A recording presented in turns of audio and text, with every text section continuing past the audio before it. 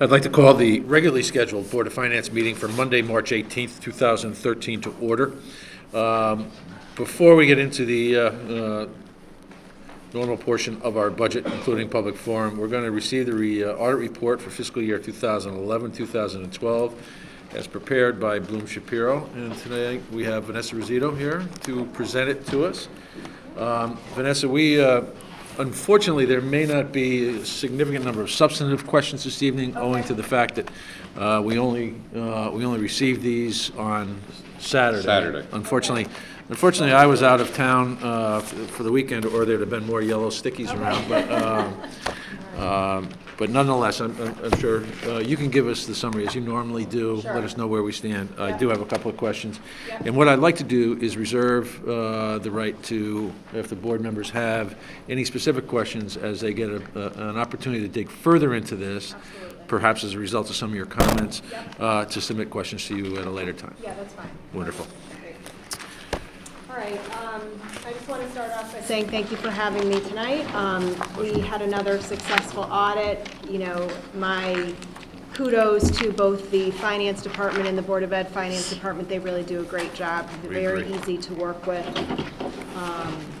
Makes my job a lot easier. So in front of you, you have the CAFR, which is the thickest booklet, and then there's a couple other single audits, which I'll talk about briefly.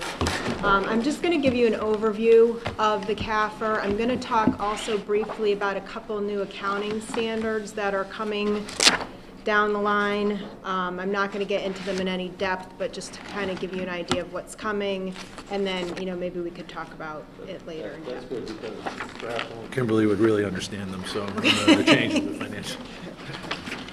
Okay, so in the CAFR, I'm just going to talk about our audit opinion, which is on page 1. Bloom Shapiro has given the town of Guilford a clean or unqualified audit opinion, which basically means that everything is presented materially correct in the financial statement. The town has a history of clean audit opinions, should be no surprise to you. It is the highest form of an opinion that you can receive. Okay. Starting on page 3 is a management's discussion and analysis that has been written by Sheila.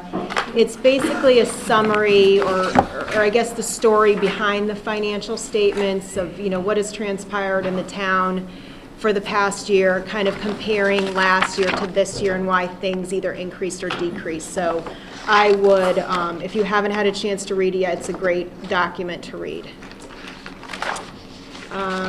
Turning to page 15, I'm going to talk about the two major funds of the town of Guilford, the general fund and the bonded projects fund.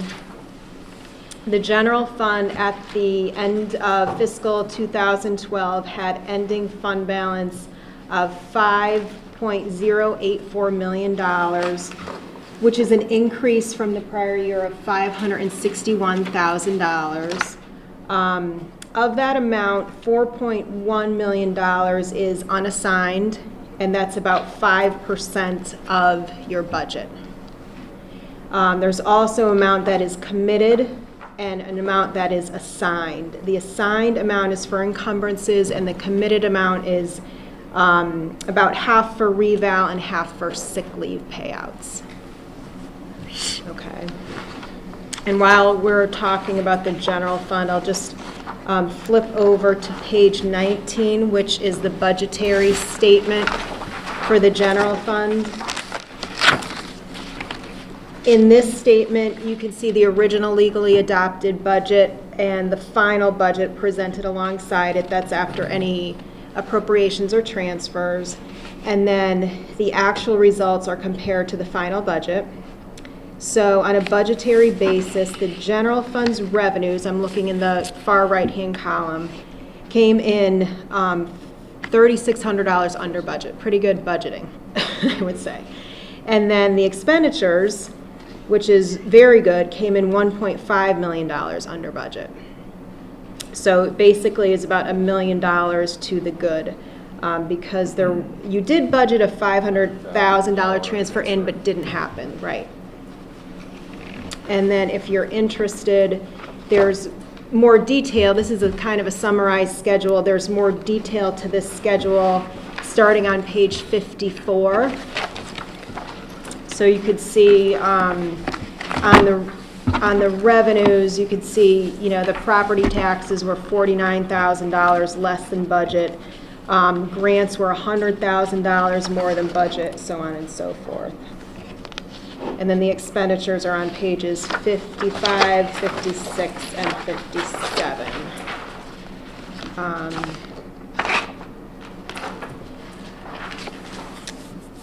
Nothing really, that stands out. They're all pretty consistent. Okay.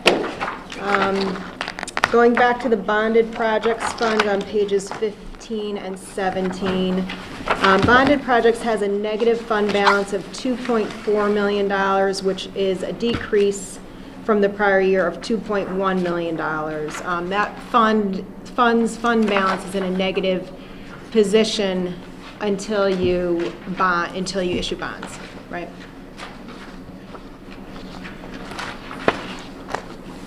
All right, on pages 20 and 21 are the proprietary funds of the town. The Marina Fund is presented in its own column here, and then we have two other funds that are aggregated together into the non-major funds column, and that's the waste transfer station and the Guilford Public Golf Course. So those funds detail is on page 64. So the Marina Fund net assets were pretty flat from last year to this year, increased about $16,000. And then waste transfer stations net assets decreased $54,000 from $289,000 to $235,000.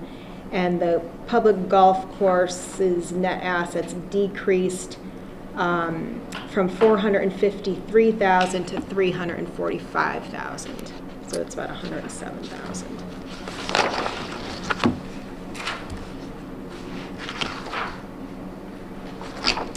And the internal service fund had an increase in net assets of $437,000 from $117 to $554.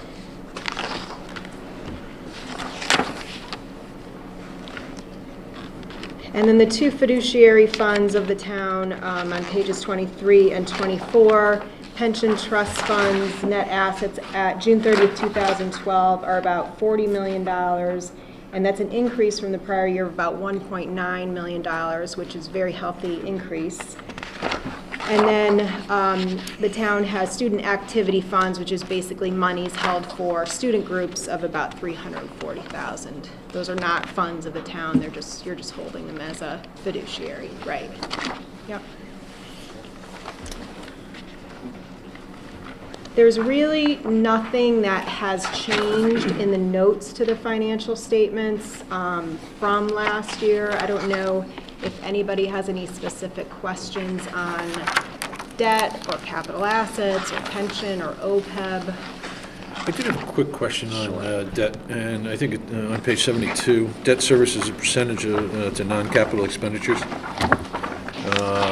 At the close of fiscal year 2012, it was 5.95%. Is that? Yeah.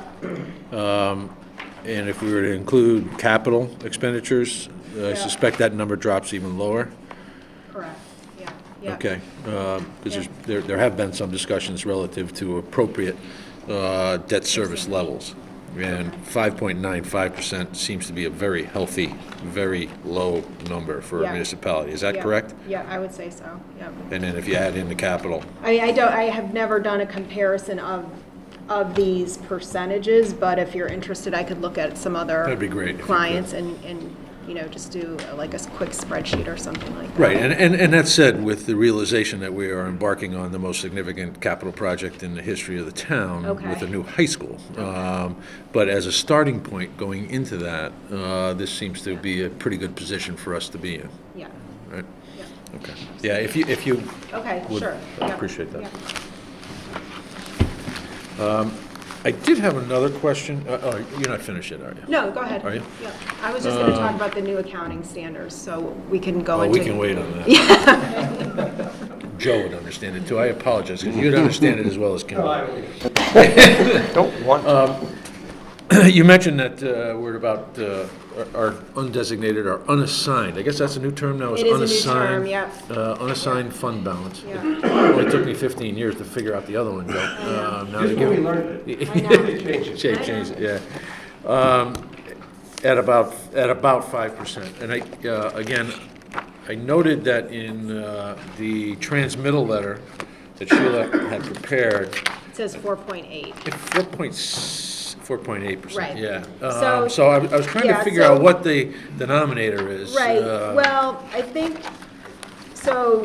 think Sheila used the gap expenditures, so Okay. gap expenditures plus transfers out, Right. which is on page 17, right? So if you take 85,428,902 of expenditures plus the 148. Now, the only thing with using that number is it's inflated for the teacher's retirement. So sometimes I like to use the budgetary expenditures. And if you use the budgetary expenditures, it's actually higher, 5.2, so that's why I said 5. Right. 'Cause I was trying to figure out what the denominator was. 'Cause Yeah. we had an operating budget and a revenue budget of 83,197. Yeah, And if we use the 4.8% against what you had shown as the general fund, the unassigned general fund, yeah, it suggested that the general fund expenditures and transfers out was about 86 million. Yeah. So I just couldn't figure out, so I'm Yeah. not that smart, but I just couldn't figure out what what the appropriate number is, because Right. for so long, we've talked about getting to that 5%. Right.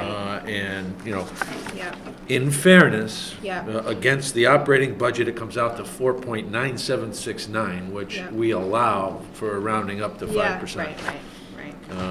So, does everybody understand that distinction? And now, the transfers out are what?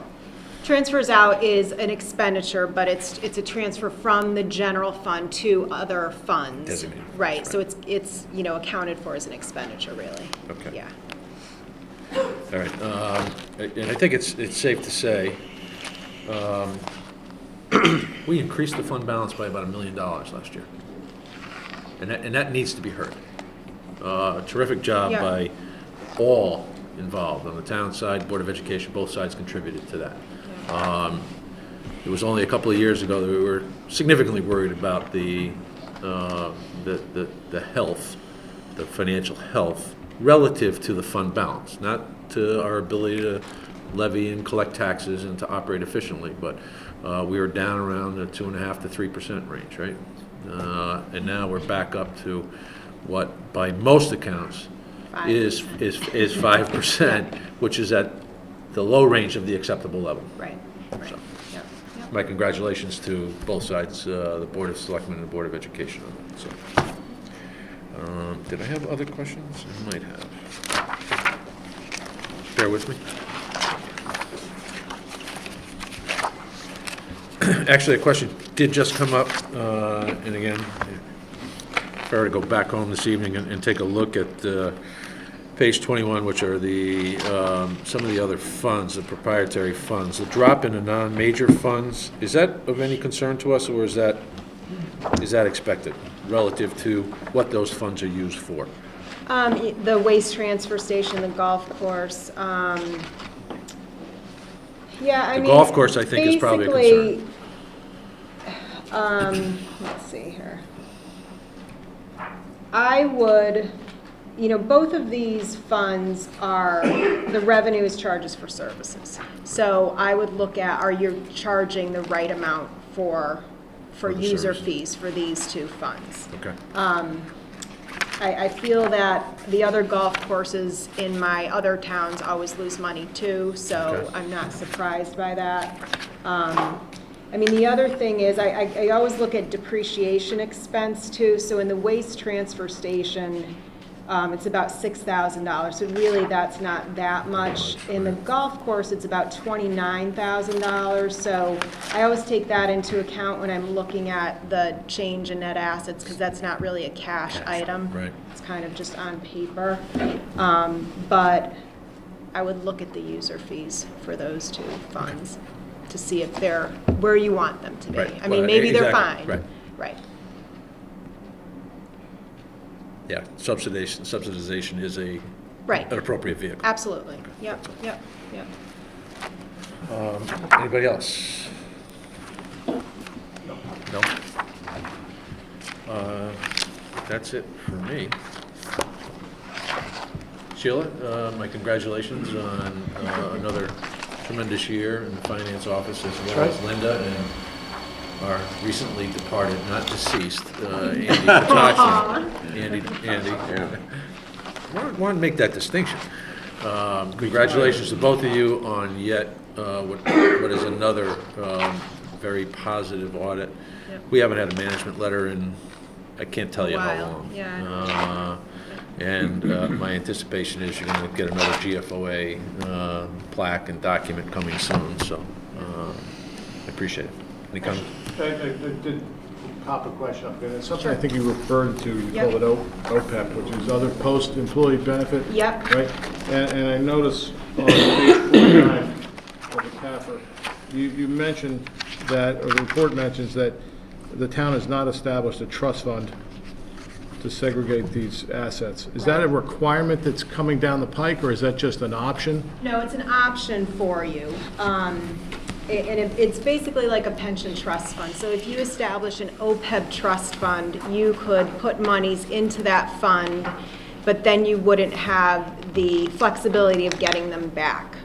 But the benefit of establishing a fund is that your interest rate or the discount rate used to measure the liability is higher because those funds are segregated into a trust fund. So it could be beneficial. I mean, it might be something to talk to your actuary about what the difference would be. I mean, the OPEB obligation has increased, not significantly, but in a large amount from the prior year. So it's not going to go down. We could certainly have some future conversations about this, but now that we have gotten fund balance back in shape, it might be an appropriate time to start looking at funding that over time. We're not going to fix that immediately. Yeah. We've already, in the budget that has been forwarded to the public for referendum, or will be shortly after the budget meeting, includes what I would consider a substantial fix to the practice of funding for the pension in and of itself. So that looks to be something on the radar, a good point, Lou, Yeah. that we should probably start to address after we've taken care of fixing a couple of the other leaks in the fiscal roof, if you will. Yeah. Okay, great. Changes to the accounting procedures. I know Okay, there's some so- people who are waiting with bated breath. Yeah. So I'll talk about that, and I'll just talk about the single audits very briefly after that. So in fiscal 2014, the GASB is implementing a new pension standard, okay? And so what that standard is going to do, in addition to changing the way the calculation works, and I'm not going to get into specifics, but I guess there's more mandates in the way it's calculated. There's less flexibility in the way an actuary can calculate the liability. Right now, and maybe I'll just have you look at, just to kind of give you a picture of what I'm talking about. Why don't you go to page 45? Right now, the GASB requires you to record a pension obligation or a pension asset based upon your current funding. Okay, so if you look at this first table on page 45, you could see the employee's pension plan has a net pension obligation at the end of the year of $1.193 million. And for example, the police retirement fund has a net pension asset at the end of the year. And so that is calculated based upon comparing your annual required contribution to what you actually contributed for the year, okay? So these two amounts are recorded in your full accrual basis GASB 34 balance sheet. What this new GASB standard is going to have you record is not just the current portion anymore, but the entire thing. Okay. So I'm going to have you look at a couple other numbers. Now, these numbers aren't going to be, once the new calculation goes into effect, it's going to change a little bit. But for example, these two numbers, so employees' pension plan had an obligation at the end of year of $1.1 million. If you turn to page 46, they're now going to have you record the equivalent of the unfunded AAL. It's basically the actual value of your assets minus your liability. So that's your total unfunded amount. So it's interesting because if you look at the next section, which is the police retirement fund, the police retirement fund's assets, actual value of their assets are almost $12 million. The liability is $18.6 million, so their unfunded amount is $6.9 million. Now that's a liability, but they had an asset when you look at the current on this other page. So that's something to look forward to. And that will be in 2 years, so I'm sure your actuary will start talking to you about the new calculation.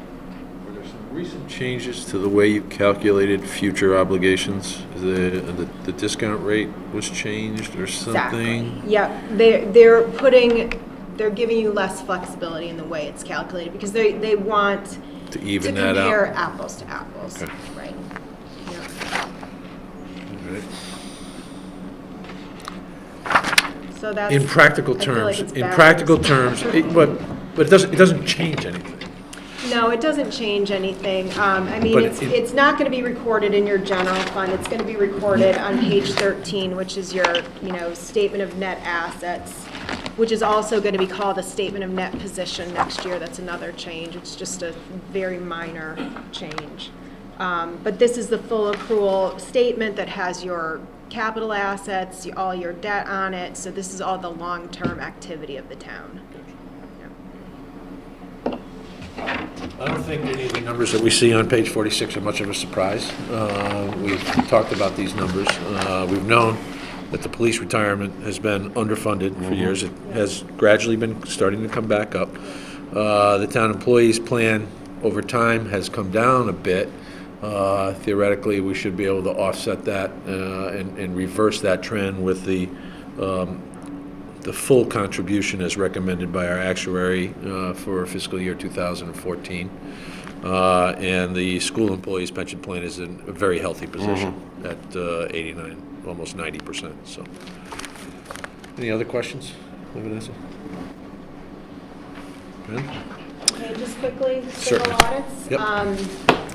Again, very good report on these. We tested, major programs based upon calculations that both the state and the federal government gives us. We have issued a clean opinion over the internal control over compliance and over compliance over these programs. The programs that we tested, if you want to look at the federal single audit, they're on page 9. So we tested special education, which is obviously on the Board of Education side. We did test the FEMA grant and found no findings, and also CDBG, small cities. And on the state side, I think it's also, it's page 10. We tested child care services, steep money for public water, town aid road, and deep water ports and marinas. So we got clean opinions on both of those too. Yep. Good, that means they won't be coming back and asking, well, they may, but you don't think they're gonna come back and ask us for I'm money. sure there's more money that's coming in after all these Now, storms. on the FEMA, what did you audit relative to FEMA? For the grant, Yeah, we What was- audited expenditures. was this the reimbursement we had gotten for one of the storms? For the Irene? Irene, yeah. It was about 900,000 or 700,000. We don't need exactly. Did he say no? I suspect we'll be seeing something similar for the storms that we've had this year. Nemo, I can't remember what their names are. Anything else? Vanessa, thank you very much. Thank you very much. And, Any other questions? Yeah, if Feel the board free has to- any questions, please forward them along to me, and I'll get them to... General question, any recommendations at all from Bloom Shapiro on this? We had no management letter recommendations. No. Everything is very good. As it should be. Yes. Thank you. Thank you very much.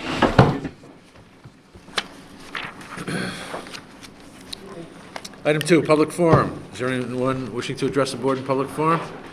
Hearing none, let's move on to item 3. 3.1, approval of the regular meeting minutes of February 19th, 2013. Actually, we should There's one probably take the minutes. January Yeah, meeting, let's page add, 4. yeah, let's change the order, make 3.1 the Tuesday, January 22nd meeting minutes, right? Right. Is there a motion to change that to 3.1 and So- move the others to 3.2 and 3.3 respectively? So moved. Second? Second. All in favor? Aye. All opposed? Good, let's do that. We are looking at the January 22nd, 2013 meeting minutes, owing to the fact that several of us were missing page 4 from the packet that we received last month. Any comments, questions, changes, deletions, et cetera? Yeah, just one point on Jonathan. Section 8, setting the cap for the aggregate benefit under Section E2 of the Elderly Tax Relief Program ordinance. Right. Actually abstained. You abstained from, Yeah, abstained. Yeah, we did. You did. I Good. remember that, too.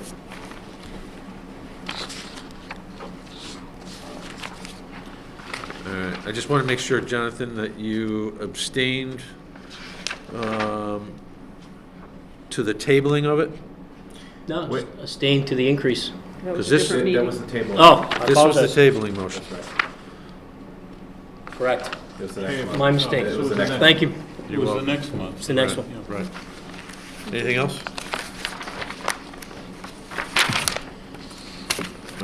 All in favor? Aye. All opposed? Any abstentions? No. All right. Now let's go to Tuesday, February 19th, 2013. Is there a motion? It's a small typo. That would be? The heading is for the meeting Well, minutes of January. before we do that, is there a motion? So moved. Is there a second? Okay. Ken? I just think there's a typo in the heading of the minutes. It doesn't matter. It Doesn't matter. doesn't matter relative to putting the motion on the floor. Oh. Because that would be a correction to the Correct. minutes themselves. What is the typo? It's reporting the minutes for January 19th, so it's February 19th. Mine says February Mine says 9th. February. Mine says January. Wow. I noticed the same thing, but I think that was a draft version. Was that the original draft? I think it might have been the original draft. The one Is that the one you printed out Right. off the email? Yeah. Yeah, because I caught it too. Oh, okay, they caught it, okay. All right, other than that, are there any other questions, suggestions, changes, et cetera? It came to a stop. Yeah, I just have one minor thing. certainly, Kimberly. Page 5, section 6, second paragraph down, second sentence, bringing is just missing a G. So, Brining? braining.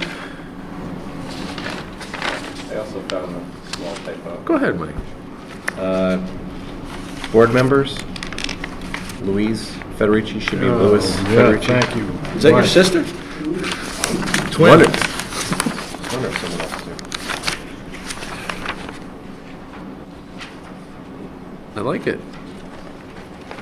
That one's gonna come back to haunt you.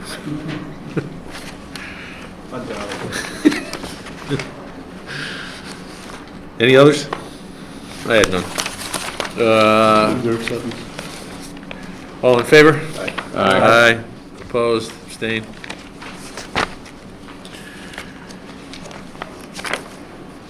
Budget public hearing minutes of the March 5th, 2013 meeting. Is there a motion? So move. Second.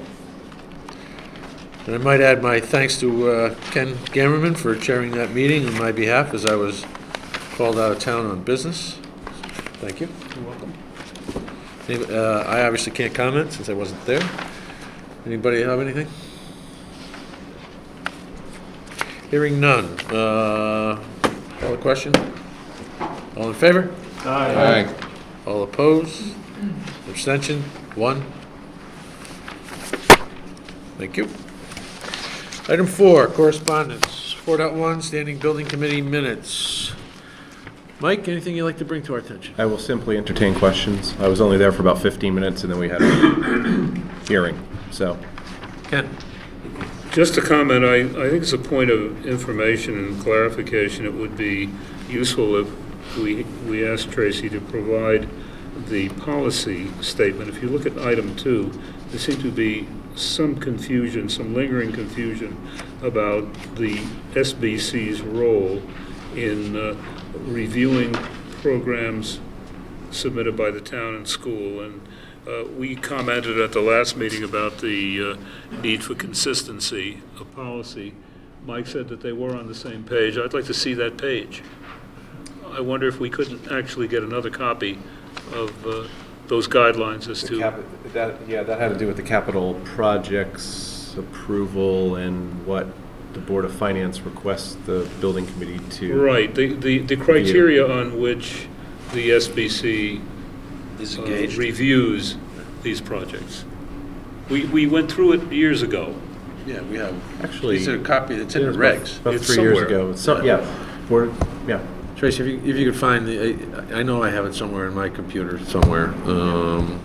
But It's it in is, the it's regs, it's in the regulations. But I haven't seen it in years. And I also think the Board of Selectmen has expanded that, because there are things that the Board of Selectmen has used them for as well, that are beyond their original scope of the original standing building committee put together, 20-plus years ago? Oh, it's during the code compliance, the $30 million code compliance. Which is, yeah. It'd be We useful were- for all 21 concerned. years. We were rookies in those days. Yeah, I had actually noted this too. Mike, is it your understanding that perhaps it was Mr. Ornstein that was confused about this? Because it seems as if his original comments were removed from the official minutes. They did, yeah.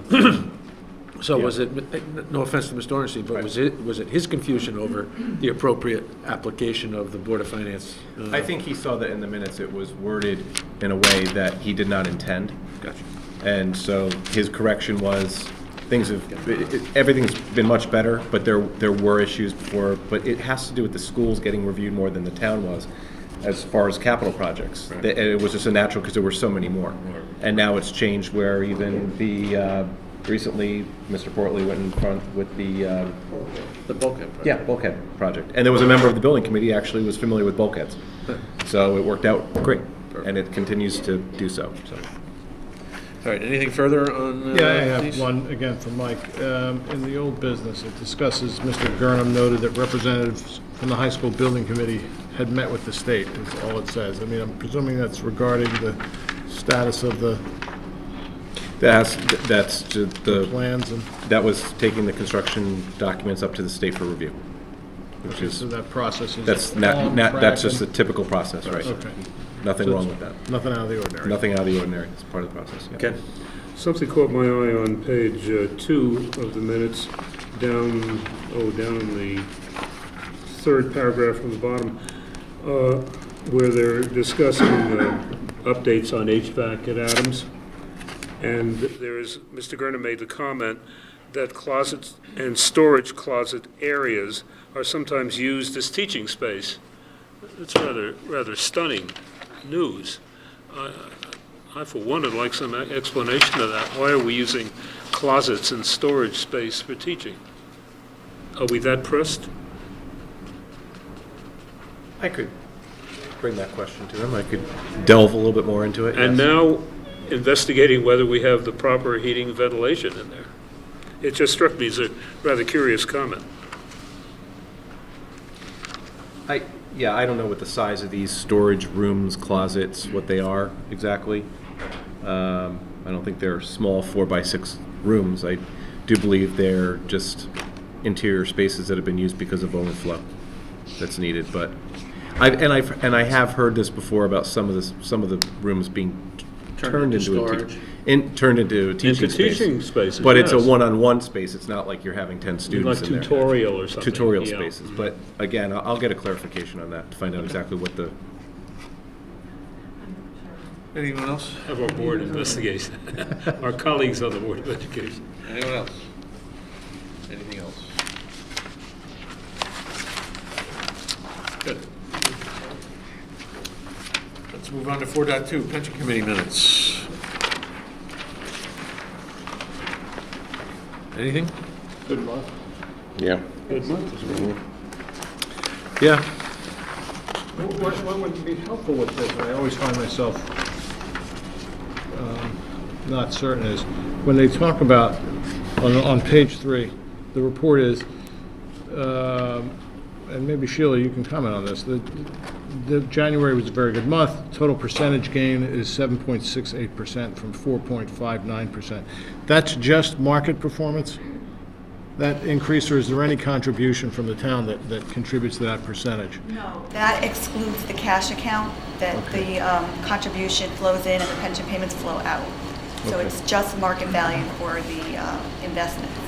Okay, great, okay, well, in that case, that's great.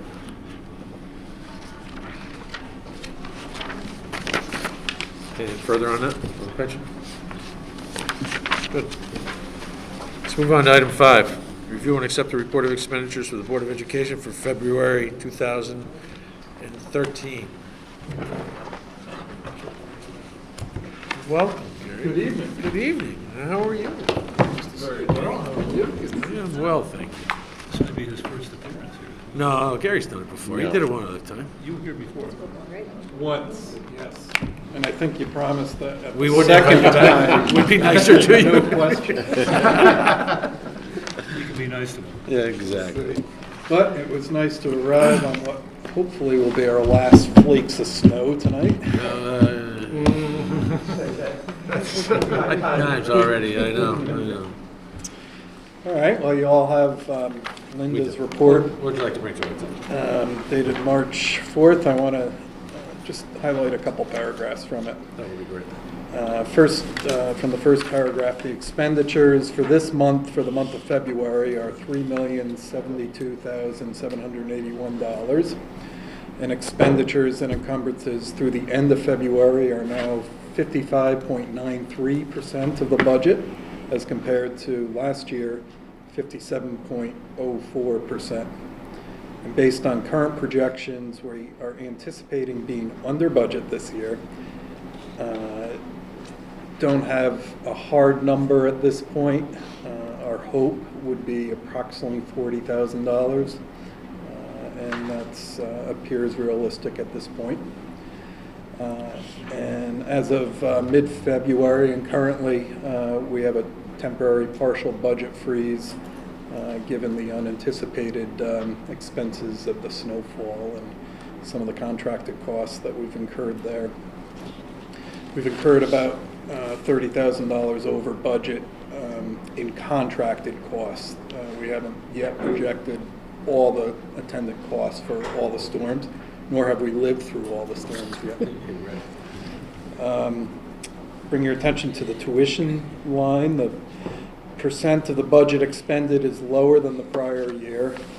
There's a credit that reflects the receipt of the excess cost grant, which was reported March the prior year, February this year. And we received approximately what we anticipated, approximately 75% of the request. But there's been no significant change in the anticipated $194,000 over expenditure that we previously reported. And finally, identify for you the warrants for this month, total $1,612,809. And I think that's about it. Nothing in particular, the warrants that I wanted to bring to your attention, but we're here to answer any questions if you have any. Certainly. Let me start quickly on the tuition. How much was the excess cost grant reimbursement number? Because I'm assuming it is something along the lines of the 545,000 plus what we would have expended that month. It was 890,000 and change. I don't have the exact number written. Oh, I do. $890,714. I knew it was 890 something. Yeah, you've got it right on the nose. There you go. All right, so that means our expenditures for the month were approximately 350,000, right? Yes. Okay.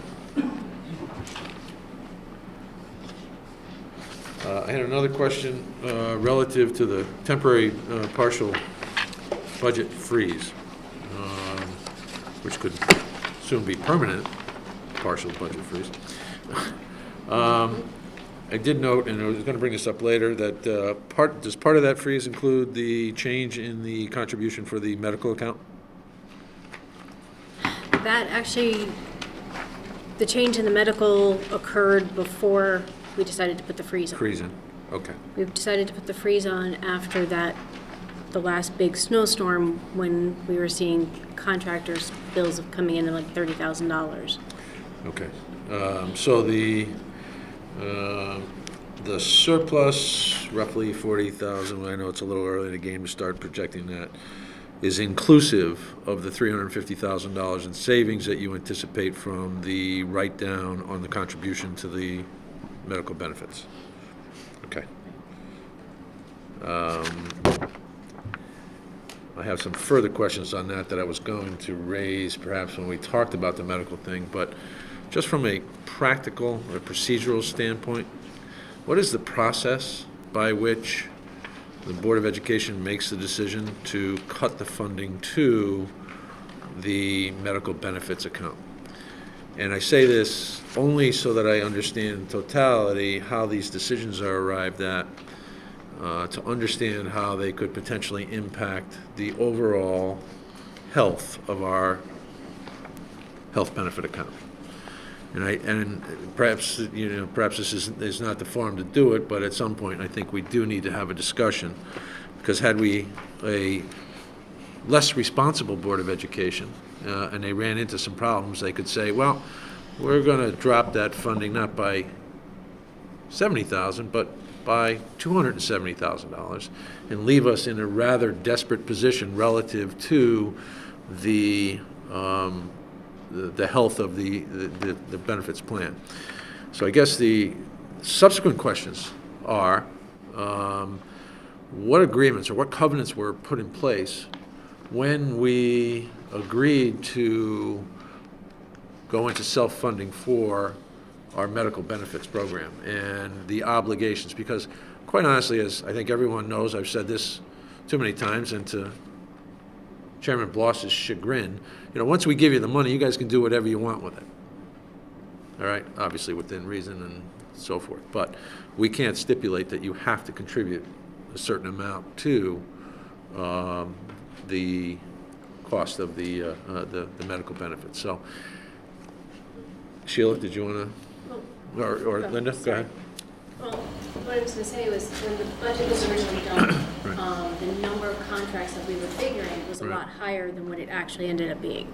Between the employees that opted out and removing the food service into a different plan, our number of contracts dropped from what we had originally budgeted. And the adjustment was based on the number of contracts that we currently have. Okay. Because we were paying more than what we were having for our contracts. I don't know That's what a good Sheila wants answer. to add. That's a good answer. But I wanted to add to that, and that's absolutely correct, that Linda and Andy both came and met with me, and the three of us agreed that that was appropriate and that it wouldn't harm the balance of the internal service fund. Okay. And so we did it together. Good. I guess in the future, would this board like to have the benefit of those discussions? Well, right off the bat, I'm sort of interested in the total numbers, like how many food service contracts came out and how many additional opt-outs came out beyond which were projected. I'd be interested in the numbers that led to the decision. I mean, Matt's point is a good one. I mean, I think the process is what I have some interest in primarily, let me just say this, time-wise, I'm more interested in the process, and then to make sure that it doesn't cause a substantive problem in the account. You know, if you follow appropriate, it sounds like that did It sounds happen. like it was done appropriately. I'm not questioning that. I just wanted to know what the process was and where the sign-offs were. Because this is somewhat of it's a $350,000 change to the value of that program. All right, a month ago, we had anticipated a surplus of 450,000, whatever the number is, and now we're anticipating a surplus of 209, which, net of NIBR now takes us to 496. We've talked a long time about keeping at least a month's worth of expenditures in that account. So I guess at some point, and maybe I missed something, and I apologize if I did, but if there was a conversation relative to that, I think the board should be brought on board with that. Not to quibble, but I don't know how the balance of the board feels. Yeah, I would have been interested. Joe? I guess at some point, you also have to Consider that if the contracts increase, Well, that is the contribution going to increase above the budget line? Well, see, that's exactly it, Joe, because a couple of years ago, we were in the reverse position. Right. Where we were not funded well. And we did not come back to the Board of Education and say, how about another 150? We didn't do the same thing to the town. Now, in fairness to the Board of Education, you don't have in your budget an emergency fund, all right? And we just talked about the fact that you're going to be $200,000 in the hole on your tuition line item. We understand the process by which you guys need to move money around to cover the shortfalls, because you haven't come back to us for more money, and we certainly applaud you on that. I'm merely going to process on this, and, as I said, a less responsible Board of Education, although Sheila probably wouldn't let that happen, because it sounds like there is a mechanism in place to maintain the appropriate levels of contribution. Am I correct? And is that a working relationship, or is that spelled out somewhere in some covenant? I think it's definitely a working relationship, and we also did it last year, so this is Right, I know we did. the second time. And there's also a fine line between having too much fund balance in the internal service fund, and the other side of that is that it actually helps the general fund. Right. So it can be a positive thing as well. Now, my question to you is, I suspect I don't know whether the town side has also seen a reduction in terms of the number of contracts, or is it the reverse? In fact, the number of contracts now is a new statistic on your medical benefits report this month. Right. It's actually, you see the difference between last year and this year at this point in time. But the town has not changed their number of contracts, and we have not decreased our contribution at this time. Right. And the benefit is that anything we don't expend on your side falls to the fund balance of the medical account. Right. Yes. So that continues to contribute. We'll look at it and we'll see how we look in June. Okay.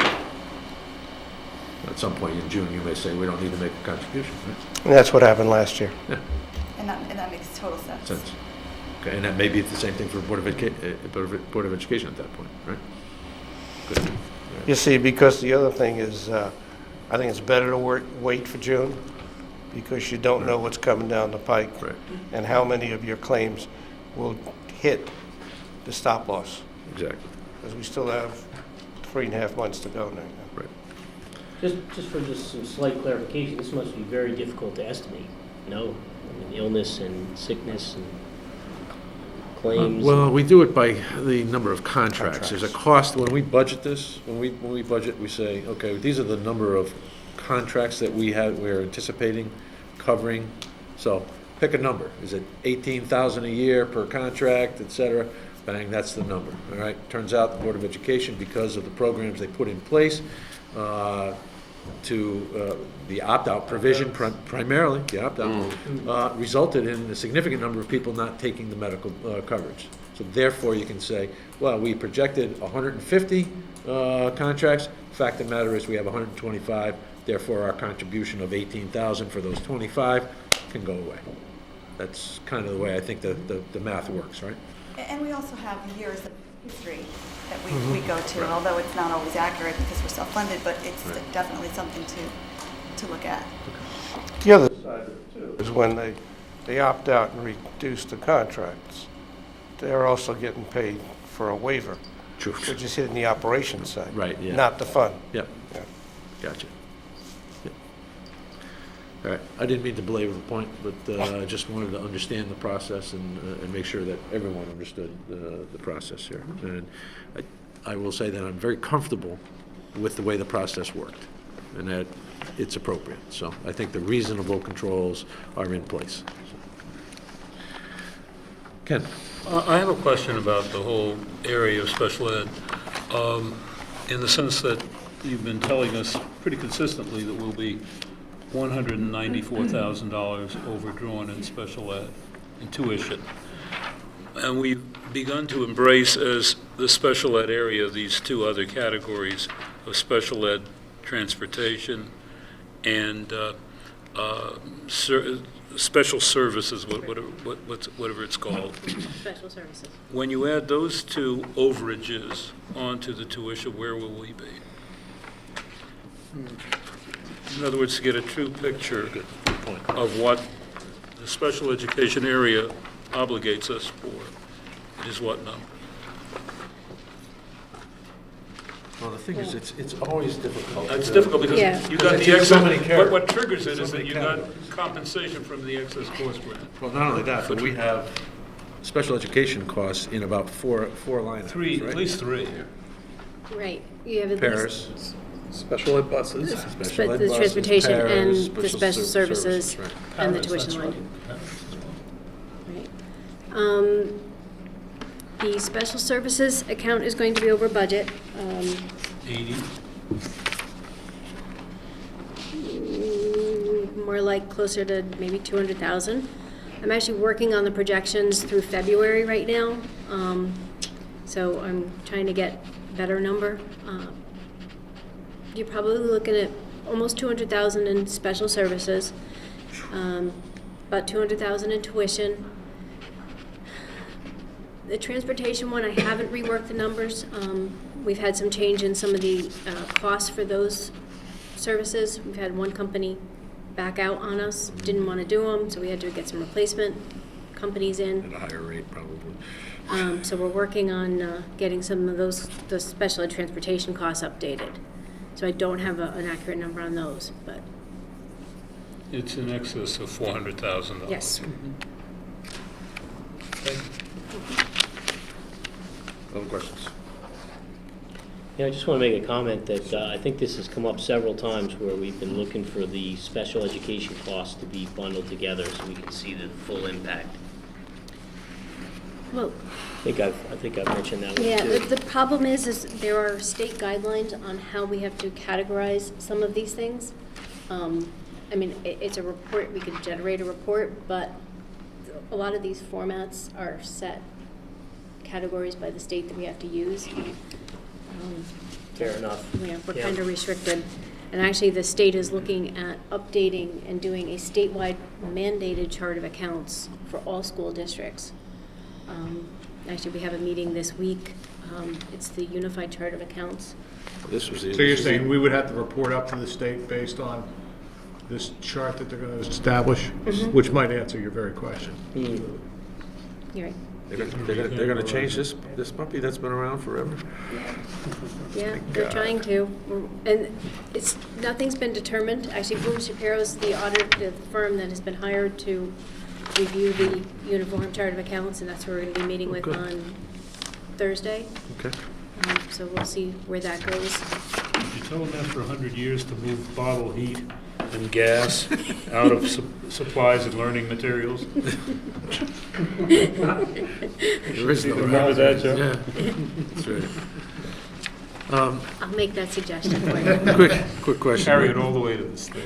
I'll take it right Linda, at what point will you go back in and revise your appropriations on this document? Because your current medicals, the original appropriation was $8.2 million.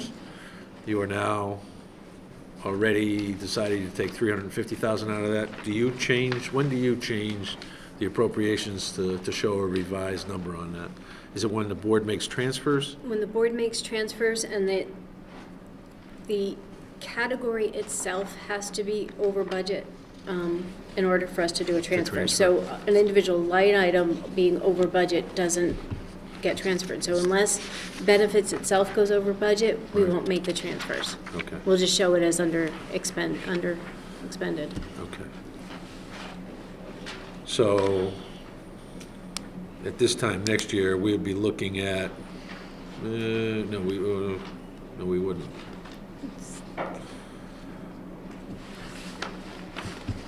Just trying to think, okay, so your increase, I remember asking at one of our workshop meetings that I was surprised by the increase in your medical was significantly lower than that of the Board of Education. Your baseline is now going to be lower, your actual for 2013, so your increase will probably be more in line with the increase that the town sees for 2014. Yeah, if you go from actual to Because budget. you're revising the, okay. Anything else? Warrants? Yeah, I have this one on the warrant. There's on page 12, there's two separate charges for bleacher inspections. It's impressive. I mean, it comes to $1,700. What building is that? Or is it all the buildings? You see it right at the bottom, Right. page 12. I see seating. Is- And is that some mandated safety? Bleacher inspections, I'd say probably is. We'll see whether we can answer you right now, but I don't have which schools listed, but we are required to do these And inspections who, annually. that goes to, like, who does that report go to? To Cliff Gurdon, the facilities director. Yeah, but who's requiring us to do it, is my question. State or State. insurance State carrier. or Yeah. insurance? I'm not Okay. sure exactly which agency, but I know we're required to do these annual inspections. And so that's just one time. I'd like to know if that's all the buildings or if that's just some of them, Sure. there's likely to be more. That's really the question. Thanks. Anything else? Yeah, it probably has been here and I haven't noticed it, but on the tuition page, actually, there's a couple of major tuitions recorded on page 16. The Meliora Academy. Is that a new source for us? Is that like a? We've been paying them at least all of this fiscal year, if not in last fiscal year. It's not something new to this. Not new. No. and the tuition numbers are about in line with what we do pay monthly to outplacements. 13.7 and 15. And we have students going to Middletown for educational VOAG, services. VOAG, yeah. We've always had that. Yeah, that's the VOAG program. VOAG program. Right, that's the VOAG, yeah. Any others? Nope. Thank you very much. Thank you all very much. Thank you.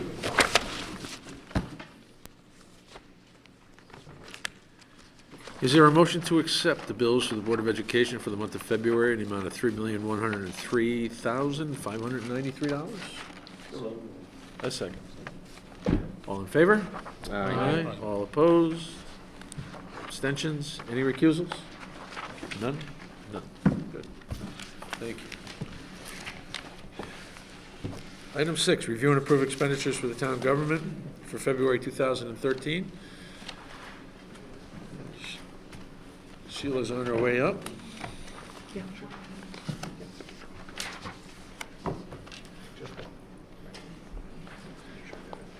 Hello there. This is actually a better set.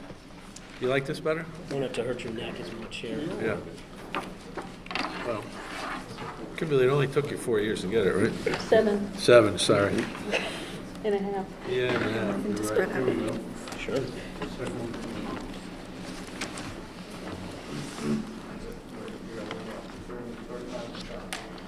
Maybe we'll start with revenue. Maybe we should start with capital. We should start with, Change. All right, Sheila, let's start with revenues, or are you going to throw us a curveball and start I somewhere thought we else? should start with capital. You want them? Yeah. All right, we'll just pass it on. Why not? Start with Who says you can't teach little dogs new tricks? There really is very little activity, which is why I think it's a good idea to start with. There's not really much change at all from January's report. Projects are moving along, but for the most part, many of them have already moved along since July 1st. There's really nothing exciting. I have just one question. Is there any line item for the Guilford High School for any monies that have been spent, or? No, Payments not that might on have been these issued? reports, but I have now set up the shell budget for the high school project, and I'm just going to send it to the high school building committee to take a look at and just confirm that they approve it, and then you'll see it next month. Sounds good. It'll be a separate document? It will be a separate document, and Because that's going to be a pretty extensive it document. will, and there's a lot of line items, Right. and we have a lot of bills that have been paid that we need to now put into the right spot, Okay. because they all fell into one bucket. bucket, right? Did on this one? You'll see it for next month's meeting, definitely. Okay. Good. Okay, now where do you want to go? We'll start with revenue. You want to go, I thought you'd go all the way from the back. Okay. Expenditures, revenue. The town has received 96.96% of its revenue budget, which is a little less than last year, 97.42. It's the first time I think I've said this in a while. It looks like it's attributable to tax collections, at least at this point. Although tax collections still are good, if you look at the backup, 98, We're ahead of last year. we are, and current taxes are collected 98.2% of budget. It's really very good.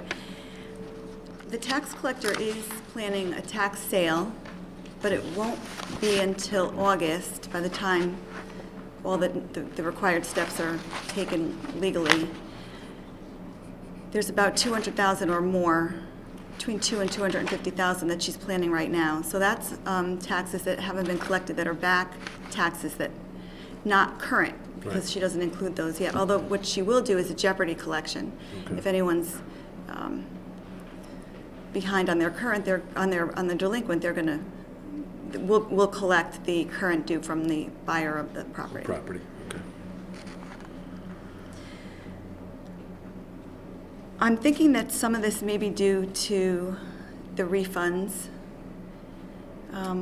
particularly if, and I need to see what refunds were given for tax appeals. Because if there are refunds on taxes that were collected this year, and then someone just asked for a refund because they paid the wrong amount, really our current taxes are overstated, and they're netted out by that debit, so to speak, on the refund line. So I'm going to get more information for you. Hopefully next month we won't need that much more information, that will have caught up. But I'm really not concerned at this point with it, although we will keep an eye on it. Okay. Is the refunds or the tax overpayments higher than it should be? Because we should be at the end of the refunds relative to the reval. They were, it's in the audit report too.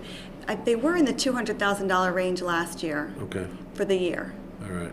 But you're right, anyone that just overpaid, we would be at the end of that cycle. But if Right. it's a refund related to a tax appeal, but there really are no Large cases. subsequent appeals that I'm aware of that have refunded. Okay.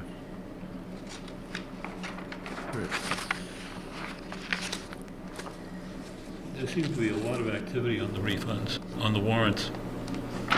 Well, because it's usually that case in August and in February after. Just after the tax bills go out? Yes, and people realize they sold their property and, you know, there were escrow refunds that were due, and that's very normal. And actually, 32,000 compared to 237 is really not a big number. Right.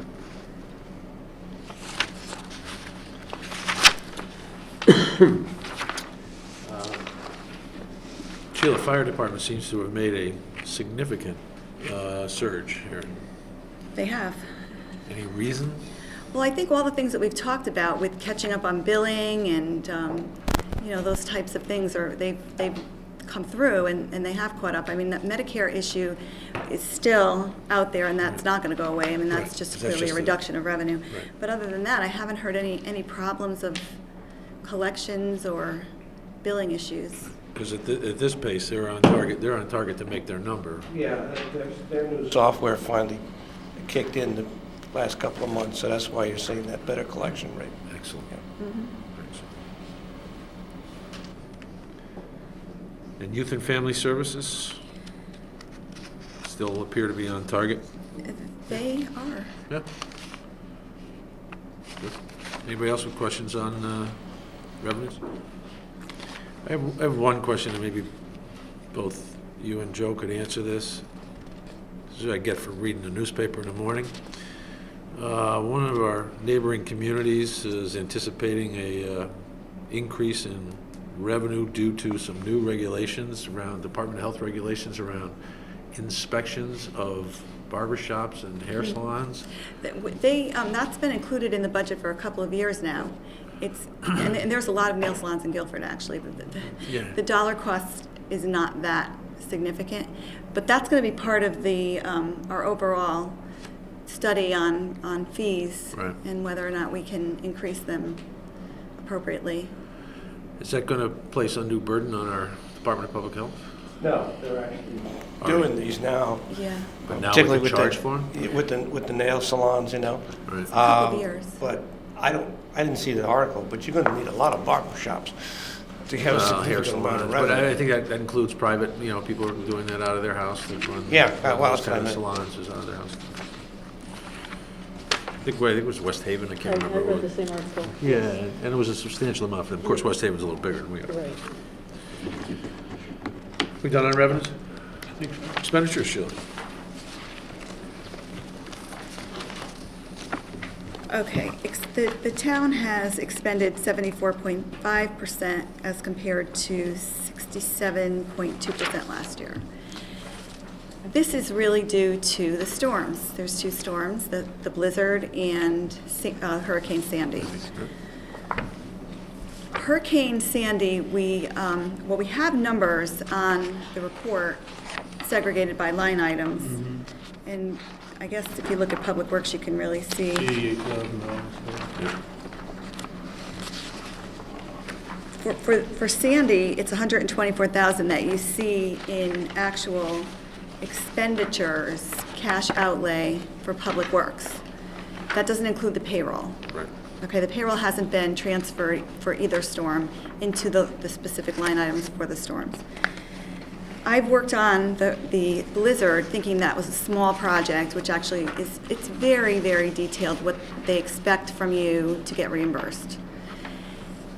I've come up with some numbers and we're looking at about $189,000 that, or $180,000 that we've actually spent on the blizzard. And we anticipate about a $90,000 reimbursement based on a 48-hour period, which is where we are at now. That's the window did they determine what the 48 hours it was yet? We can determine the We 48 determined it, hours. But they haven't determined it was going to be 4872 or presidential declaration. Okay, that's kind of on the out. I don't think you're going to have that, but the 72 is possible. So our worst-case scenario on a 48-hour window is about 100 90. grand? So it could go up from there. Our reimbursement could go up. But, I mean, there have been, we looked at the snow, all the snowstorms today, and there are expenditures, $358,000 for all the storms, cash outlay. Not counting Sandy, the hurricane, but we've had other snowstorms where there's been material used and overtime. So we have only budgeted snow removal costs in Public Works, overtime, and winter road maintenance. It's really the only place. Yeah. And the total of that budget is $193,000. So if you subtract the 358 from that, which is what we spent on storms in total, that's a shortage of 165 versus budget. And then we're still going to anticipate at least 90. Coming back in. Sheila, maybe it would help if you jump to the summary page there and talked about the FEMA adjustment, made some sense out of those numbers related to Sandy and then Irene and Alfred. I sort of avoided that this time because the numbers don't include, they only include Sandy as far as Not Nemo. the, but we know that, I mean, you can add about $120,000 to the number of the storm activity. So 209 is just Sandy, and if you add about 120 to that. For Nemo. Right. It's difficult right now to compare the 2 years. Part of it has to do with when I allocated the payroll for Irene. And if it was allocated last year at this time, then I haven't allocated it this year, so you can't really compare. Okay. We need to get a better handle on Sandy, and it's a huge, huge undertaking. We know the payroll, that's easy. Right. They will reimburse us for straight time hours. That's going to be a big, big help. Okay. So once we get that quantified, it's really going to make a difference. Right. And the equipment costs is also, the indirect costs will definitely help our budget. So we should be in a good situation. It's just a matter of giving you numbers. Right. When do you have to get those numbers to FEMA? I hope to have them in the next 2 to 3 weeks. Okay. Oh, wait. If you didn't make a comparison to last year,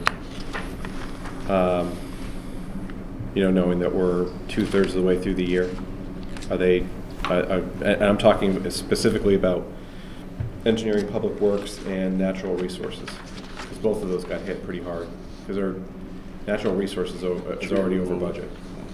It's all the tree removal from the hurricane. Exactly, it's because of the storms. If you take the storms out, they'd be They fine. would be. And Public Works is always, I think that's important to they're always know fine. for the public, is that they'd It- be on track Right. if it wasn't for these storms.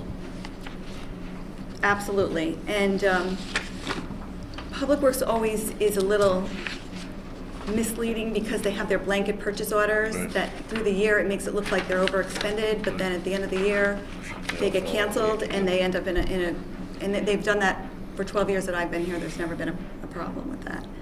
And they still have 85% of their budget available with all the blanket encumbrances. 180,000 in encumbrances. It's kind of important to realize that we did have two major storms, but also in late December and the month of January, we had a lot of little nuisance storms where the guys had to be called out to take care of the roads, and that's all overtime. It doesn't make the headlines because it wasn't 3 feet of snow. Yeah. We really should be fine once Sandy gets put together, because there's a lot of indirect costs there that will help us. I just want to make sure that we have the sign-off from FEMA by June, so I can accrue. Well, we're not the only people in that same position. I would assume there'd be some pressure for them to get their act together for all these municipal budgets to get straightened out. Of course, the governor's got something to do with it too. So is your estimation that Sandy will get accrued into this year, but probably the blizzard won't make it? I'm hoping that the blizzard, I almost have that completed, that I can actually get payment on it. I can't submit it. We have nothing to submit yet because we don't know whether we have a presidential declaration yet. Right now, it's just an emergency declaration. So as soon as they declare it, I'm ready to submit it and hope to get paid. Sandy's a much different animal. Sheila, I had a procedural question. It was just mentioned that natural resources is over budget. At what point are we supposed to fund that? Because once it goes over 100%, I recall we had an issue a couple of years ago, the legal line item went over and there was a panic in order to make sure that we had an appropriate amount. We had a legal opinion on it, that we had to fund it. We're at 102%. My feeling is that it's a temporary situation. Okay. I thought that would be the answer in this case. You cannot end the year with any department being overexpended. Right.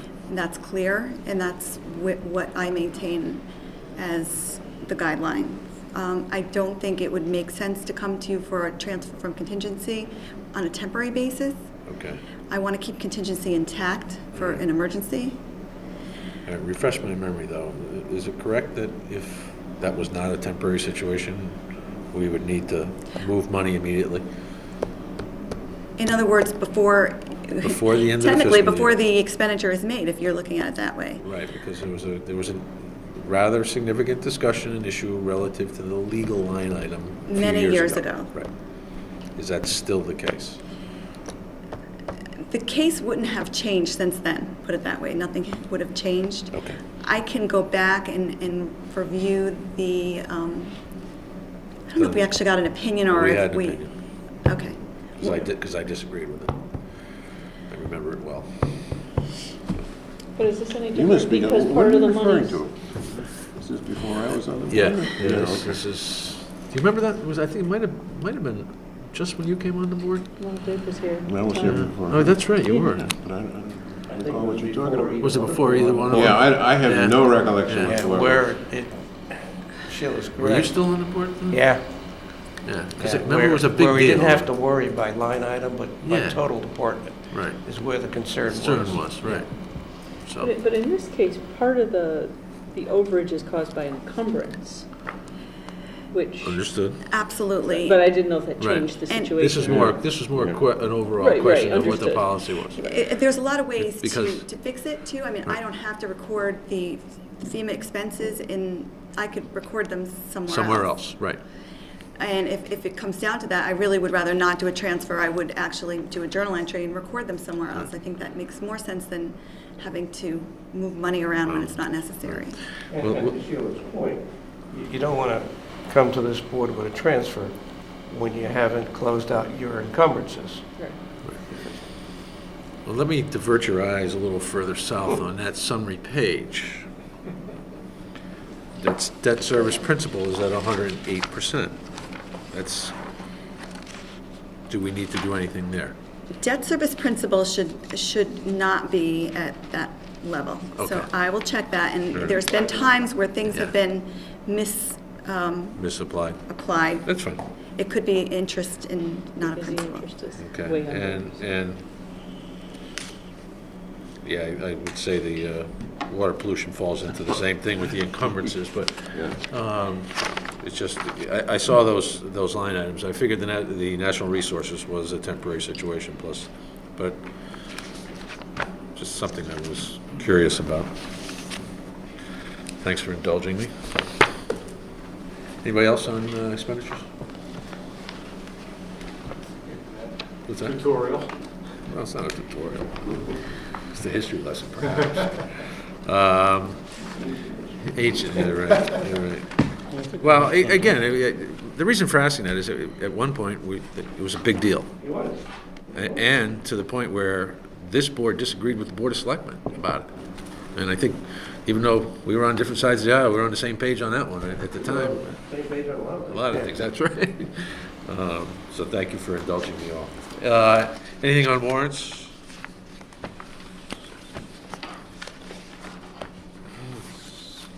Something.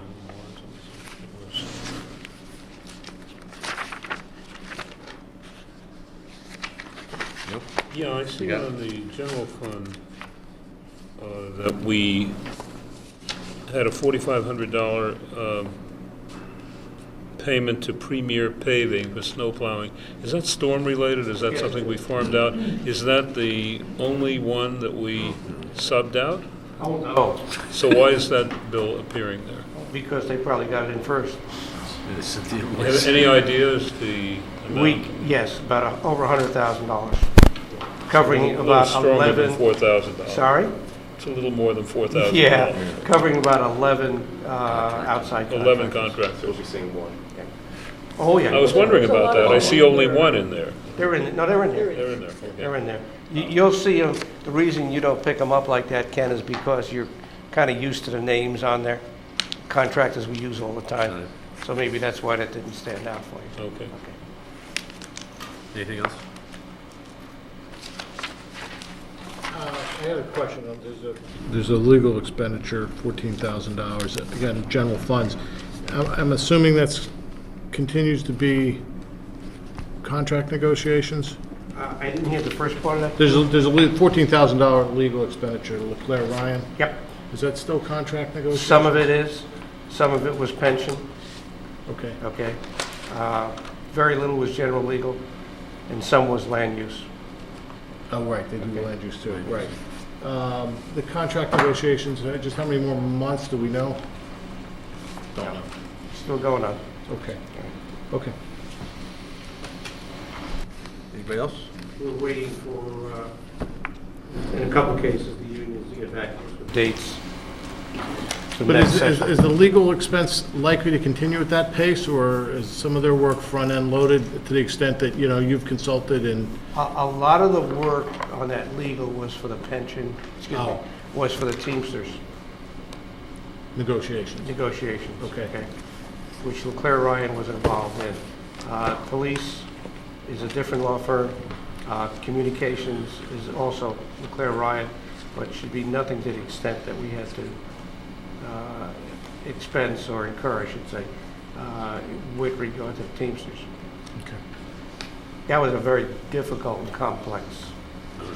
It's been an expensive few months, and I understand the work that's gone into that. Yep. I'm not Yep. No question about questioning, it. I'm just kind of It getting a has, sense but of the pace that we're going to But the end continue. result was favorable. Okay.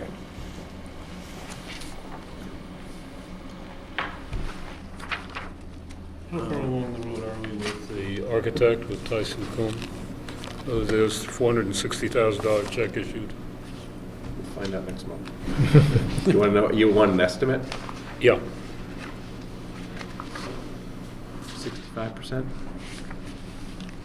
65%?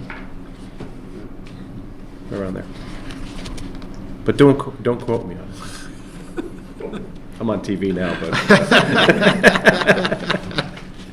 in my best quoted estimate electronically. opinion. Anything else on special fund checks? No? Medical benefits, and sort of kicked that around earlier. Anybody have anything further? Other than the fact that we had another very, very strong month.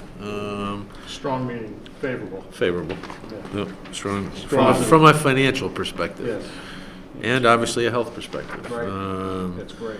You did note the increase in the cost per contract. Yep, I think you just need to see that yeah. statistic. That additional information is great. Okay. I mean, it's There's a just lot of really, information on that report, but I think that's that's okay, that important. helps. It does help.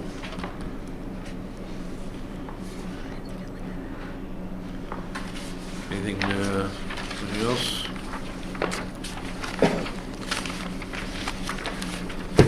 Building permits, golf course? Good. Thank you, Sheila. Anything else?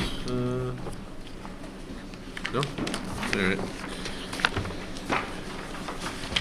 Is there a motion to approve the bills for the town for the month of February in the amount of $2,549,196? Motion. So moved. Second. Second. All in favor? Aye. Opposed? Abstentions? Recusals? I'll recuse myself from Porto Tire Service.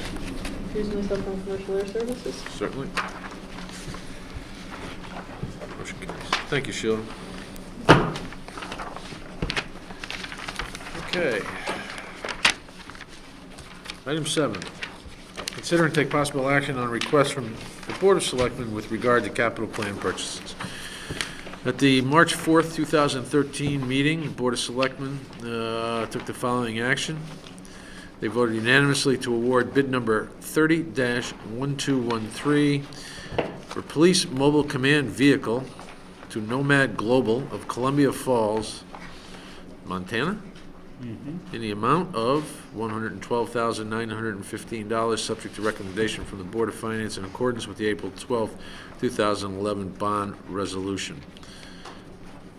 Is there a motion to?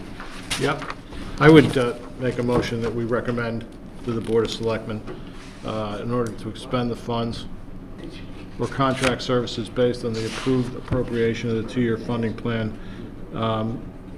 for the Police Mobile Command Vehicle in the amount of $112,915. Easy for you to say. Is there a second? Second. Any comments or questions? The chief's here, he's gonna come up, Assistant Chief is here. Come on up, officer. Please. Absolutely, get some FaceTime, that's it. That means somebody will stop you in the grocery store to ask you about it. There you go, exactly. Did you want to? Yeah, tell us a little bit about the expenditure. As most of you probably know, we have a command post we've been operating for, I believe, about 15 years that we purchased, used from Connecticut Limousine for about $5,000. Public Works has worked magic on it, kept it running, put it together several times, retrofitted it for our use. It's got about 300,000 and change miles on it. It's falling apart. That being said, it's served us well. The applications we use it for are varied, everything from major case incident command. It allows us to operate in a controlled environment where we're establishing plans for if we have a raid to do, if we're formulating plans for barricaded subjects, if we're investigating some sort of fatality. Oftentimes, I believe the selectmen's come out a couple times. We've often invited people out to enjoy what we enjoy, and experience the weather conditions and the investigative challenges we face when we're sitting out in the middle of nowhere. It saves us a lot of traveling back and forth to the department. It makes the investigations more efficient, more effective. And that's just a small portion. We'll also use it, as you can see, major events. You'll see it out there for the Guilford Fair. You'll see it out there for the Handcrafts Fair. And on several occasions, we've used it for other agencies that request to use it for whatever application they might have. So that being said, it's a critical part of what we do. We need it when we need it. We need it. The one we have now has served us well, and it's time to replace it. So we received a couple of bids. Initially, as you may know, we had budgeted and planned for about $185,000. That was a few years ago that we put that together. Prices have come down. We reevaluated our needs. We really didn't want to go too big on this thing. We have limitations in town, as you know, some small roads, some small areas. We don't want a giant tractor trailer to try and get up into driveways and small areas where we're going to need to park for periods of time. And so we kind of scaled it back. We also didn't want to make it too elaborate. We had some bidders that were upset that we didn't want stainless steel construction on the whole thing because certain federal guidelines for traffic safety crash standards necessitate the back to be constructed as stainless steel. The fact of the matter is we don't transport people in the back of this. It's a Ford F-550 chassis with a body on the back. So, we're not looking for a Taj Mahal on wheels, but we do need something to replace what we're using right now. So. It will be an enhancement as well as a replacement? I'm sorry? It will be an enhancement? It will absolutely be an enhancement because by being able to build it from the ground up, we can make it exactly what we're looking for. And that fills important needs that are not being satisfied by the current vehicle. Absolutely, yes. Does the vehicle generate power? Yeah, power. It does. We have, there's a built-in generator on board. One of the drawbacks of the vehicle we have now, it's a generator that Public Works installed, but we fuel it separately. The way this one's set up is it draws off the fuel in the truck, and it also has a separate heating unit because it gets pretty cold out there. Yes, we do have that. Does that create some redundancy with communication, that you're powered up and you have a little command center with communication? It does help. It's not critical in that regard. All our communications are redundant in every vehicle that we have. Our portable radios, and fire department has equipment that if we had any issues, they could bring their command post up as well. It's a communications trailer that we could use. So yes, there's redundancies. Redundancy is always good. I guess especially in expecting communications. another outage or something, Right, exactly. Storms we've been getting. What's the time frame? Time frame upon it's 150 days from the day we sign the contract and move forward. So 150 days from tomorrow. So Are there electronics or any other equipment that there are are gonna be some moved? ancillaries that, because we came a little bit under budget, we still have some things we need to purchase. We have radio equipment that needs to go in, some investigative technical equipment called total stations, which we use for measuring crime scenes that we're going to store on board. It's a laser measuring device for everything from long distance fatal motor vehicle accidents to this room here. It's a mapping software that's loaded on there. It's computers, so that sort of stuff.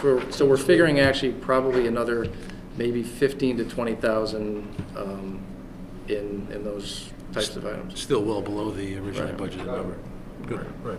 Yeah, But in addition to that, is there other equipment that you're going to be able to move from the old vehicle that you're using now into this? Is there anything that's salvageable, essentially? The only equipment that you'll see us moving, there's just investigative equipment that's loaded in and stored in that. We're not, the radios, we need to upgrade. There's some flashlights and some minor electronics. It's for the most part going to be all new.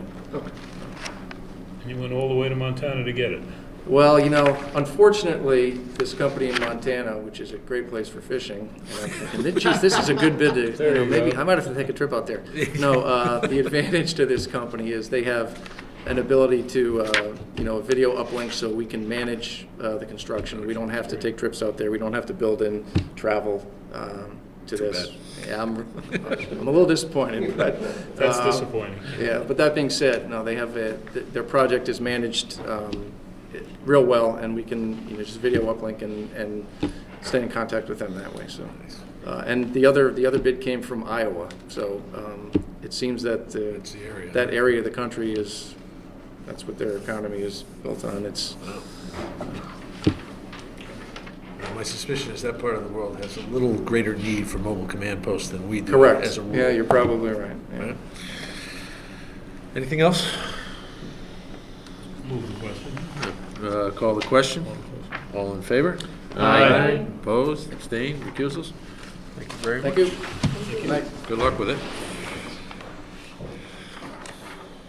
Item 8. Consider and take possible action on resolutions for bonding items for consideration at the April 9, 2013 budget referendum.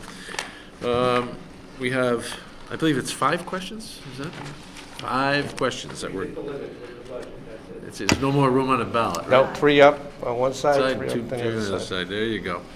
And why don't we take these one at a time? And I will beg the board's indulgence on waiving reading of the entire resolution. I will. The first is the Board of Finance will recommend that the town of Guilford appropriate $1,235,000 for costs related to town property improvements, description of which is attached here. Is there a motion? So move. A second? Any comments or questions about the specifics of this? I know we talked about these at the budget hearing, at the workshop, at the budget presentation. Any further questions, or? Lou? Yeah, not so much questions, and I definitely agree we don't need to read through the entire thing, but just in terms of broad categories of Okay. what's included within that. I mean, it is broken out to energy-related alterations and upgrades, that's about $405,000. Right. Improvements to town hall generator and electrical upgrade to public buildings, $230. Design of a beach master plan and construction related to certain town properties, estimated $415. And resurfacing of certain parking lots, contemplated to include the community center and Bittner parking lot, $185,000. So within that broad $1,235,000, those are the Those are categories. the categories. Good point. Anything further? Call the question. All in favor? Aye. Opposed, abstained, recusals? None. The second question, and I'll be looking for motion that the Board of Finance recommends that the town of Guilford appropriate $2,310,000 for costs related to the acquisition of various vehicles and equipment for public works and emergency services. And I'll take Lou's suggestion here, contemplated to include 4 dump trucks at an estimated cost of $750,000, a mower with cab, estimated cost of $100,000, a backhoe loader, estimated cost of $130,000, a sweeper, estimated cost of $230,000, and 2 fire tankers, estimated cost of $1.1 million. Any further discussion on that? Call the question. All in favor? Aye. Opposed? Abstained? Recusals? None. The third bonded question, and in the form of a motion, the Board of Finance recommends that the town of Guilford appropriate $2.5 million for costs related to various road reconstruction and road elevation improvements, contemplated to include improvements to Old Quarry Road, Chapin Fitch Island, Tuttle's Point, and other shoreline roads, estimated cost of $1.5 million. And secondly, coastal road hazard mitigation improvements with an estimated cost of $1 million. Is there a motion? So moved. A second. Second. Any further discussion? Yeah, with regard to the point was made by the first selectman, and as the weather, we talked half the night about storm issues. I mean, these are not simply improvements, but really, we're talking complete functionality at certain times with regard to these particular roads. You know, it's not a function of, well, it would be nice to have them better. If it's not done, there are times when these roads are simply unusable. So all these bonding items, I think, are significant and important and necessary. This particular item with a bullet point. Anything further? Call the question. All in favor? Aye. Opposed? Abstained? Recusals? Question number 4, that the Board of Finance will recommend that the town of Guilford appropriate $1,340,000 for costs related to various renovations and upgrades to the town's school facilities.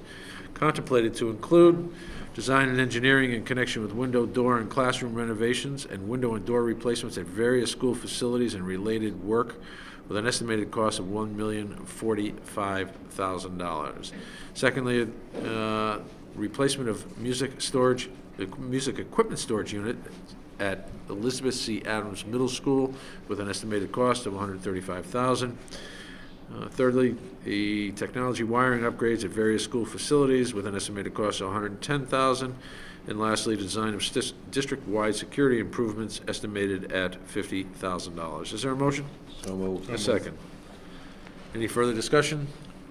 Yeah, I'd like to make another point about the Board of Finance. I know is making a concerted effort to include, as is the town budget, but particularly the Board of Finance the Board of Education is making a concerted effort to increase their capital line item in their general operating budget. Nonetheless, some of these items, the safety issues and particularly the technology issues, are necessary to simply operate what we have in place now. I mean, we've spent a lot of money on technology. Some of these things are necessary to just use the equipment and services that we have in place. So, I mean, I'm in favor of it, and I think this is less than it would have been some years back because of this effort to try and move items into general funds, but at this point, it's a good and useful project, and it's well designed.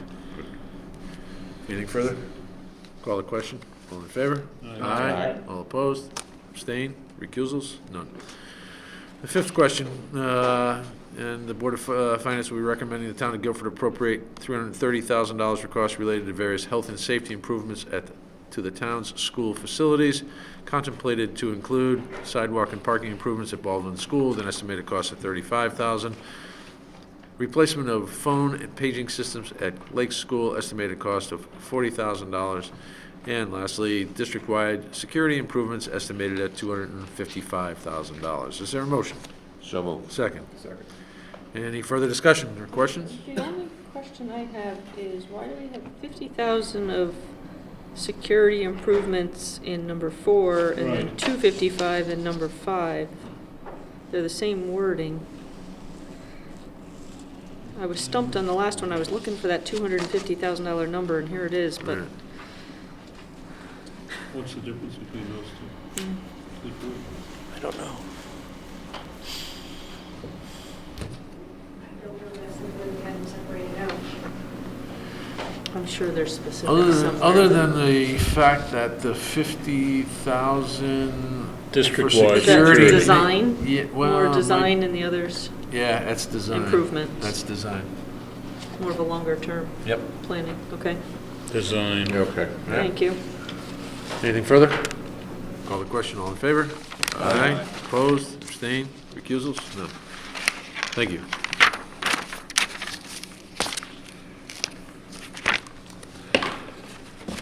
Item 9, discuss and take possible action on appointment of auditor. Sheila? They had responded to a multi-year bid last year, wasn't it? Yes, and this would be year 2. Year So two. last year we awarded the contract, and this would just be appointed. Renewal. Yes. And we need to do it 90 days prior to the to the end of the fiscal year, Yeah, right? yes. I will make the motion that we reappoint Bloom Shapiro as our auditor for fiscal year 2014? 2000, yeah, 2013. 6:30. 2013. Second? Sure, second. Any comments or questions? Let me ask Sheila, it's apparent that you're very comfortable working with them. Well, I'm very comfortable. They do a great job, and clearly they're independent, and they do everything that they're supposed to do. And their so bid we're last year was working. very competitive, right? Anything further? Call the question, all in favor? Aye. Aye, opposed, abstained? I take it you will let Vanessa know that she's been rehired? She'll be happy to take that call, I'm sure. Item 10, committee reports. Report on Guilford High School. Mike, anything? Construction documents are with the state, getting reviewed, and as far as I'm told from the chair, as of last meeting, they're on schedule and on budget.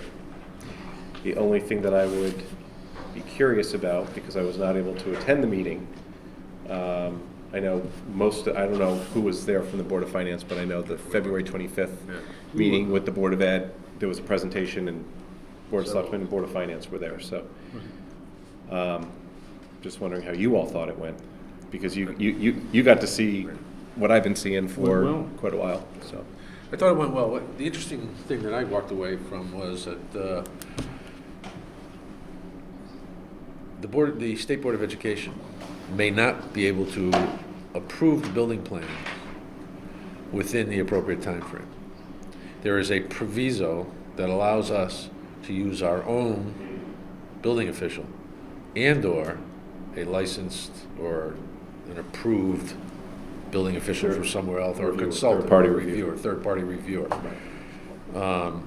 And I had a chance to talk to Richard about that afterwards, and he indicated that it's not unusual for the state not to be able to get these done, and it's also not unusual for municipalities, particularly smaller ones, where building officials, and again, this is not a knock on our building officials, are not familiar with projects of this size. And since they have to put their seal on the documents, they're less likely to do so if they don't feel they're comfortable enough to do that. Is that pretty typical? Very typical. What would the anticipated cost be of hiring an outside consultant to do? About 50,000 in the budget. Is it, We approved the, was that contemplated right from Jump Street? It's part of the, it's part of the budget. Yeah. Yeah, but we approved we awarded the bid this morning, actually. You did? Yeah. Yeah. I think to Perez, I can't remember the name of it. there's Pierce or something like that. yeah, Joe Piers. Here it's different. There's like 3 reviewers in the state, maybe it's even 4, but Okay. there's not too many of them, but Which is why we jumped to get the bid and contract out. it could take the state up to 90 days. It's just that. We don't want to take that Most risk. building projects of this size and school building projects, no one likes it to go 90 days, and the state recognizes that. They're limited, just like everyone else as far as staff, so it's perfectly acceptable. Just a comment, Mr. Chairman, about our building official and our fire marshal review they certainly have the professional capability of doing it. It's just a matter of the enormity of the project. Right. And Scope. just the time to work it within their schedules. So. Okay. According to current estimates, they're still hoping to move into the new building in spring break 2015. That is what they're pushing, yes. And the demolition will be that summer, the existing structure. That is correct. Well, that'll allow them a shakedown cruise, if they can do it. Anything further? That's a long way off. Not really. Not really. Less than 2. All right. It's been almost 2 years since the referendum passed. Well, That's right. that's amazing. Seems like yesterday. What all those views you have to go? Yeah, I replaced them with others. If you blocked all that out. That's right. Item 11, old business, we've obviously don't need to remove the table. And is there anything else, anybody else have anything else under old business? How about new business? Nope. Public forum, anyone wishing to just, hearing none, I'll entertain a motion to adjourn. So moved. Second, somewhere? All in favor? Aye. All opposed, all abstained, all recusal. Thank you, sorry for the length of tonight's meeting, but